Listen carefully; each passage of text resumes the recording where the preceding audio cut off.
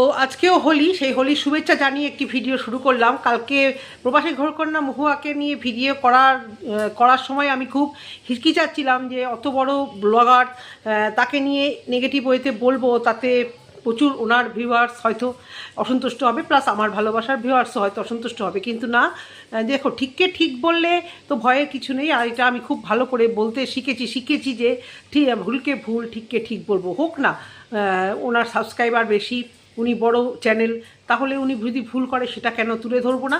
সেখানে দুটোই negative comment ছাড়া প্রত্যেকটা পজিটিভ কমেন্ট, এবং সুন্দর সুন্দর পজিটিভ কমেন্ট।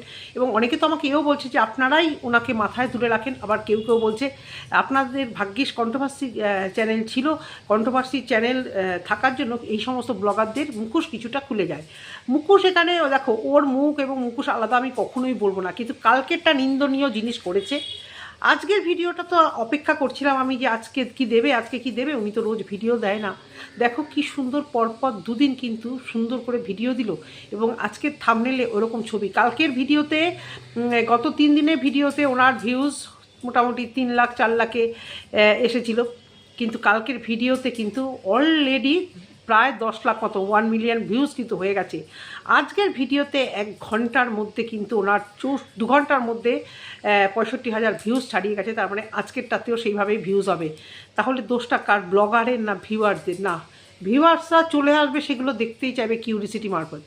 অনেকে ওনার কমেন্ট বক্সে লিখেছে যে যারা এত বেশি কথা বলছে তারাই আবার এই শ্রাদ্ধেতে পাতুরি, তোপসে পাবদা মাছ এইগুলো খেতে যাবে। তো আমি জোর গলায় বলতে পারি এই জিনিস না আমি পছন্দ করেছি।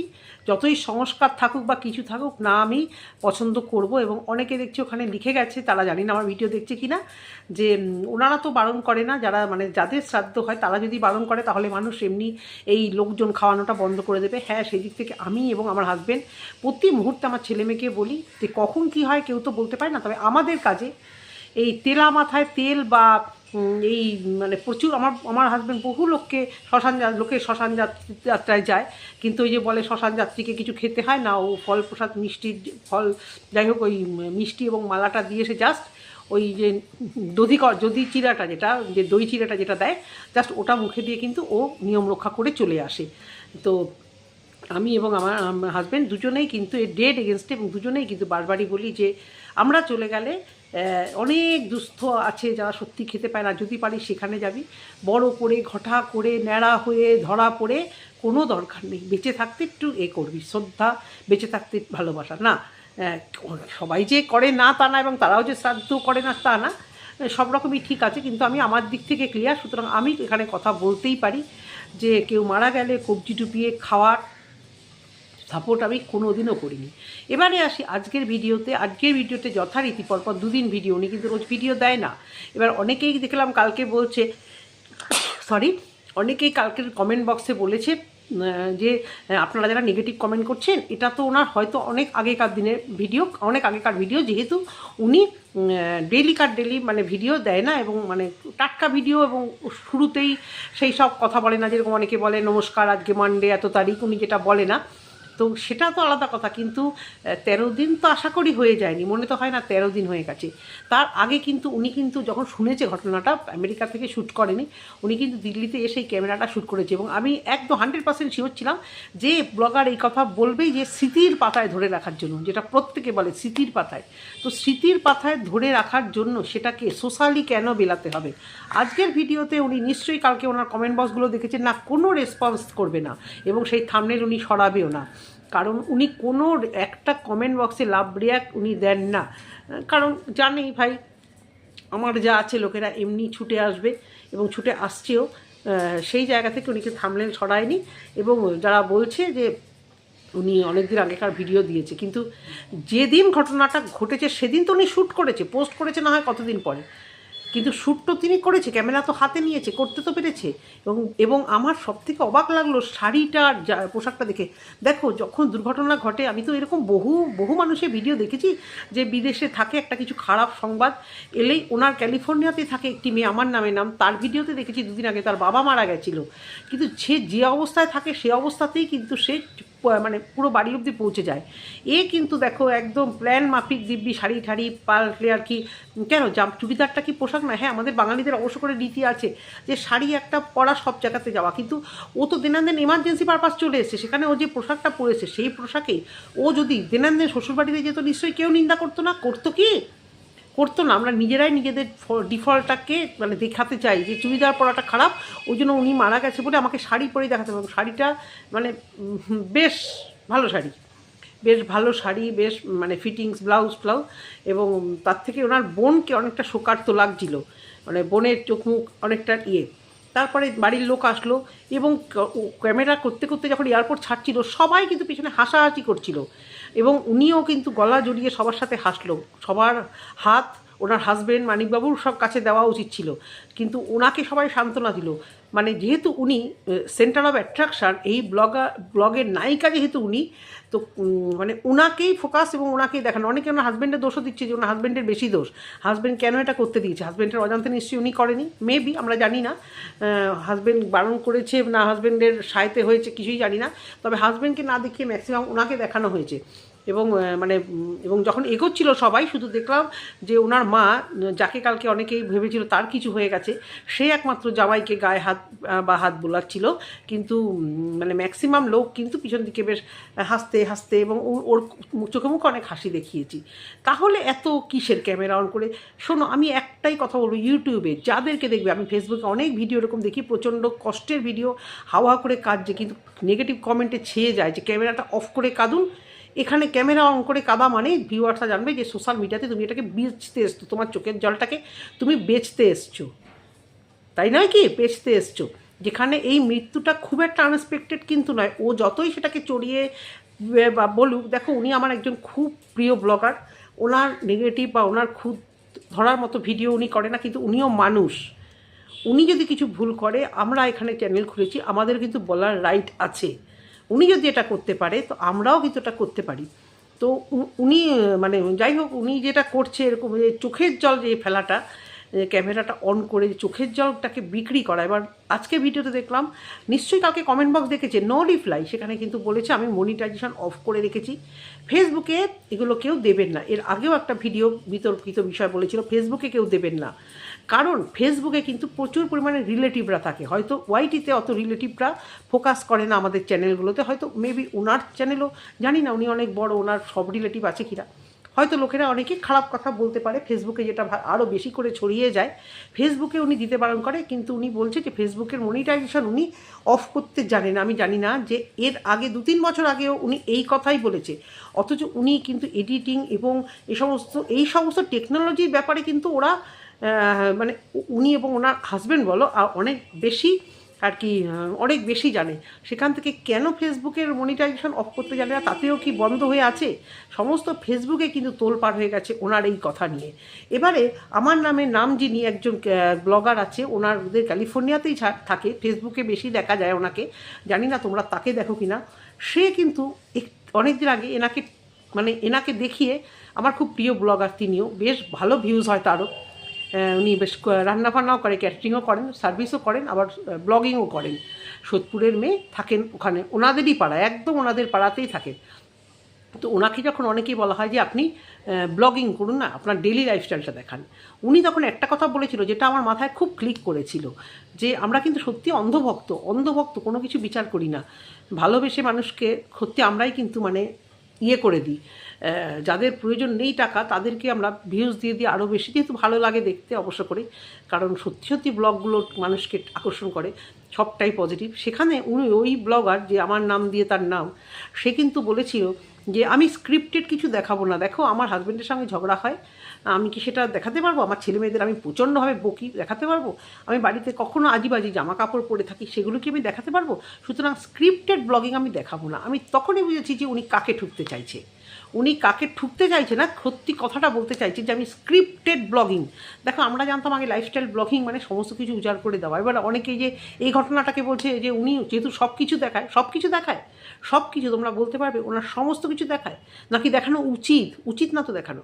কিন্তু কালকের ওই ঘটনাটা ওইভাবে গান ঠান দিয়ে সেট না করে ভয়েস ওভার না দিয়ে যদি দেখাতো মানুষকে এত খারাপ কিছু বলতো। সর্বোপরি ওই থাম্বনেলটা যেটা আজও আছে, যার জন্যই তো 10 লাখ ভিউজ।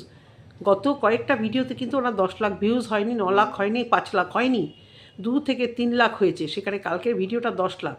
তখনই কি মনিটাইজেশন অফ ছিল আমি জানি না, আমি কারোর চ্যানেল দেখতে জানি না যে আমার নিজের চ্যানেল ছাড়া যে মনিটাইজেশন অফ কিনা আমি জানি না। প্রথম থেকে কি মনিটাইজেশন অফ করে ভিডিওটি ছাড়া হয়েছিল? ওই কালকে তো এই কথাটি বলা হলো না। তার মানে কমেন্ট বক্স দেখেই উনি বুঝতে পেরেছে যে ঝড় উঠে গেছে। সেই জন্য উনি মানে জানি না কোন ভিউয়ার্সরা এত ভালোবাসে যে এই ধরনের জিনিস ভালো লাগে না, জানো তো, একটা উৎসব চলছে তো, প্লাস সবার মধ্যে একটা টেনশন, বিশেষ করে আমাদের মতো মহিলারা যারা সদ্য নিজের কাছের লোককে হারিয়েছি। আমি তো আমার নিজের মাকে হারিয়েছি। ওই যে আজকে ভিডিওর ওই যে থাম্বনেলটা দেখলাম, ভীষণ খারাপ লাগলো। খুব দরকার ছিল শ্মশান অবধি টেনে নিয়ে যাওয়া। কালকের যেরকম মানে ভিডিও টানতে টানতে টানতে টানতে মানে অতি সুন্দর করে যে এক্ষুনি চন্দন মাখানো হবে, ভালো শাড়ি পরানো হবে, এগুলো কি নেওয়া যায় বন্ধুরা? সোশ্যাল মিডিয়াটা একটা এন্টারটেন পারপাস। এখন কেন এরকম ডেড বডি ব্লগাররা সব কিছু দেখানোর জন্য, মানে ডেড বডি, প্রেগনেন্সি, মানে পেটগুলো দেখানো, তবু ওটা না হয় একটা আনন্দের মুহূর্ত, ঠিক আছে। তো এটা যদি ওদের মনে হয় যে এটা একটা স্মৃতির কাছে রাখতো, স্মৃতিটাকে সেল করার কি আছে, স্মৃতিটাকে বাইরে দেখো মনিটাইজেশন অফ করতে পারে উনি, কিন্তু এই যে ভিউজ হয়েছে এতে কিন্তু ওনার সাবস্ক্রাইবারও প্রচুর বেড়ে গেছে, আরও। এটা তো উনি মাইনাস করতে পারবে না যে আমি মনিটাইজেশন অফ করে টাকাটা না হয় নিলাম না, কিন্তু আমার সাবস্ক্রাইবারটা আমার, আর তাছাড়া এই মনিটাইজেশন আপাতত হয়তো 2 দিন 3 দিন 4 দিন হয়তো অফ থাকলো, কে বলতে পারে পরে এটা অন হয়ে যাবে কি না যাবে, আমরা কি জানি? নাকি তখন কেউ এই পুরোনো ভিডিওগুলো আমরা দেখতে, যারা এখন দেখে ফেলেছি তারা দেখবো না তো। আমি বলছি না উনি করবে, কিন্তু এটা তো সত্যি কথা। তো আজকের দিনে যে ভিডিওটা দিল শ্মশান অবধি, কালকে যেরকম পুরো বাড়ির একদম মুখ অবধি ভিডিওটা, মানে ক্যামেরাটা চলে গেল একদম গেট অবধি। কি না বাড়ির সবাই নাকি বলেছে এটাকে তুই স্মৃতির পাতায় রেখে দে।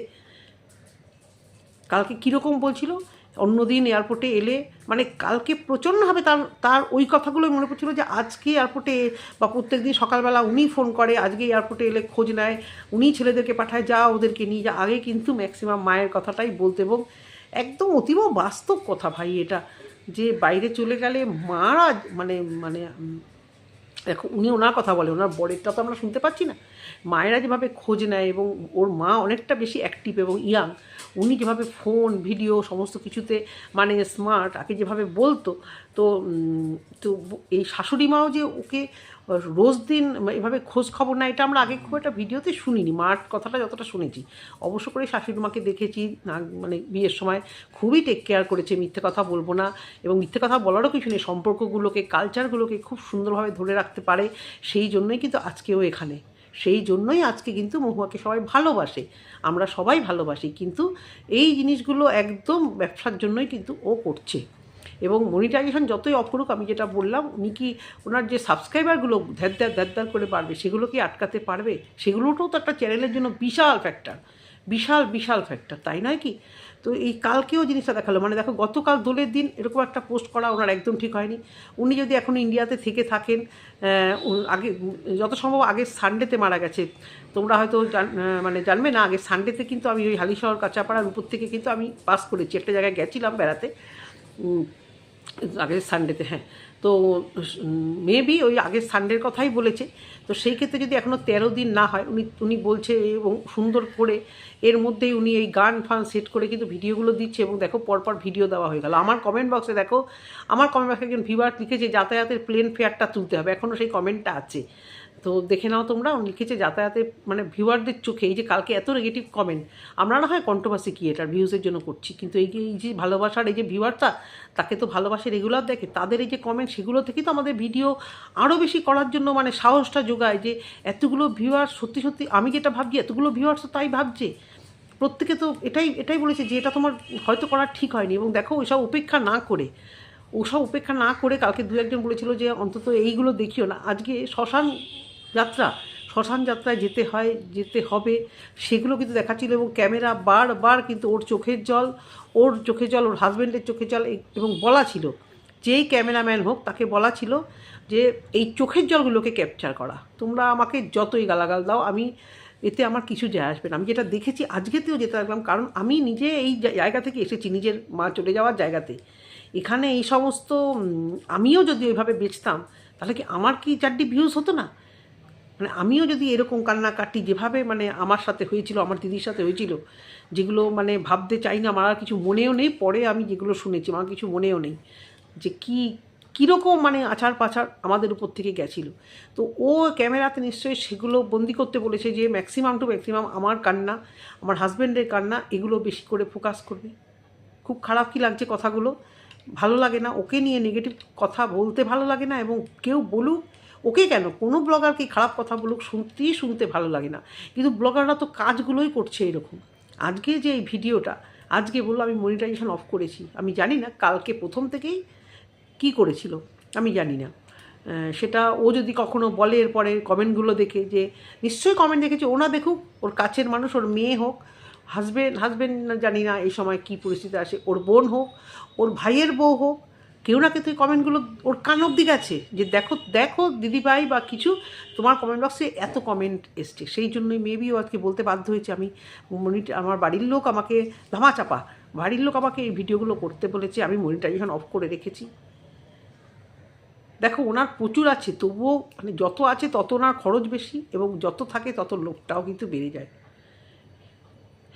এবং ওই যে অনেকেই এর আগে যখন বিতর্ক হয়েছিল তখন কিন্তু একটি বড় চ্যানেল,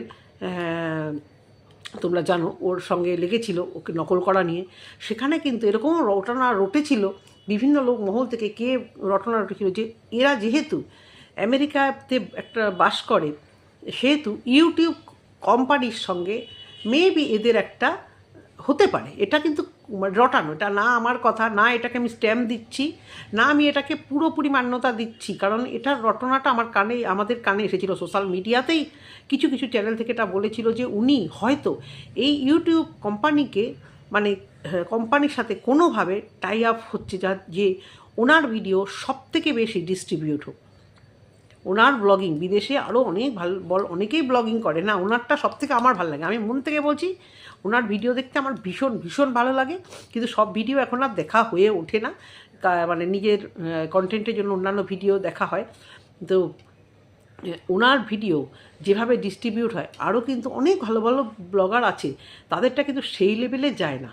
সুন্দর এডিট করে, সুন্দর ভিডিও দেখায়। তো এরকম একটা কথা উঠেছিল যে উনি এরকম কোনো কোম্পানির সঙ্গে হয়তো টাই আপ হতেই পারে, আমরা জানি না, কিছু বলতে পারি না। আমি বলছি যা সত্যি মিথ্যা কিচ্ছু আমি জানি না, কথা উঠেছিল। এবং ওই আরেকজন যে ব্লগার বলছে আমার নাম, যে উনি বলেছিল স্ক্রিপ্টেড ব্লগিং আমি করতে পারবো না, হয়তো অনেক কিছু মানে মাথায় আসছে, কোনোটাকে মান্যতা দিচ্ছি না, কিন্তু এটা ঠিক লাগছে না। এবং এরপরেও হয়তো এই 13 দিনের কাজের মধ্যে যে নিয়মাবলী, এগুলো নাকি দেখাবে, জানি না। অনেকে ভীষণ ভালো লাগছে দেখতে, অনেকে বলছে খুব আমরা দেখতে চাইছি, আমাদের খুব ভালো লাগছে দেখতে।